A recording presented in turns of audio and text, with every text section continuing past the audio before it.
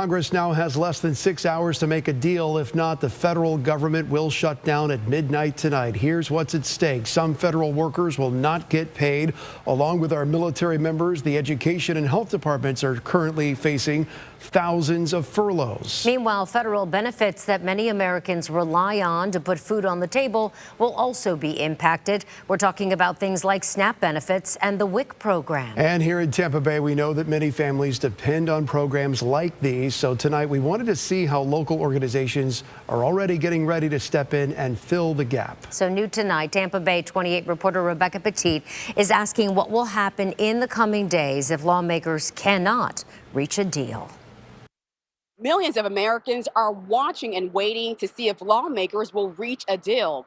Here in Tampa Bay, some families are growing concerned as the assistance they depend on may be in jeopardy. The Special Supplemental Nutrition Program for Women, Infants, and Children, better known as WIC, is a lifeline for mothers and young children across the country. Sharon Bostic received WIC as a first-time mom, and now so do her grandchildren. I have grandkids, I have nieces, and then just people in general. You know, it's going to affect a lot of people, not just my family members, but just people in general, because they're already struggling. Officials say WIC is on track to run out of funding if a shutdown goes longer than a week. If that happens, states are expected to stop providing assistance to new applicants almost immediately. The children shouldn't have to suffer because of what the government or the state or whatever is doing. I think the children are really going to suffer. The Supplemental Nutrition Assistance Program, or SNAP benefits, would continue during a shutdown as it's considered mandatory spending.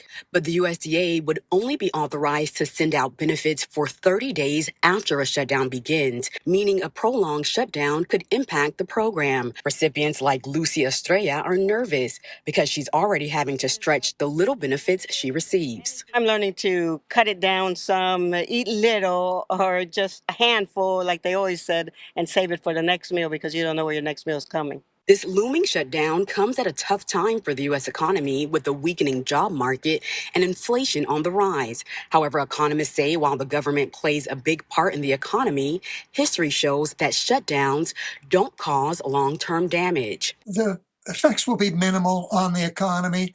There may be some slowdown. Since 1981, we've had 14 government shutdowns. A shutdown means millions of federal employees would go without pay. So Feeding Tampa Bay says it's preparing to step in to fill the gap. Our role and goal will be to make sure that we find out where they are, and how do we get resources to them. So food, programs, benefits, services that we can connect them to. In Tampa, I'm Rebecca Petit, Tampa Bay 28.